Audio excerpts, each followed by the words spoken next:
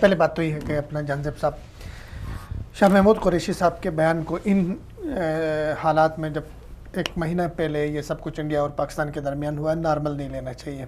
उन्होंने 16 अप्रैल और 20 अप्रैल के दरमियान कहा, एग्जैक्ट ये टाइम देना, तारीख देना, ये वैसे हवाई फायर नहीं है बल्कि इंटेलिजेंस बेस इसकी है।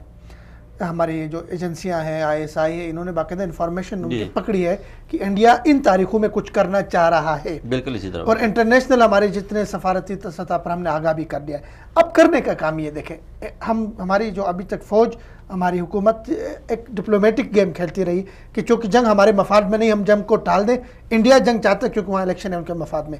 लेकिन अब मेरे ख्याल में वक्त आ चुका है, इंडिया अगर मजीद कोई शरारत करता है तो उससे पहले, शरारत से पहले हमारे ISPR को या हमारे डिप्लोमेटिक किसी फोरम से ये भारत को ये पैगाम इंटरनेशनल दुनिया के सामने जाना चाहिए कि अगर इंडिया ने शरारत की तो हम वही करेंगे जो अमेरिका ने हिरोशिमा और नागासाकी में किया था।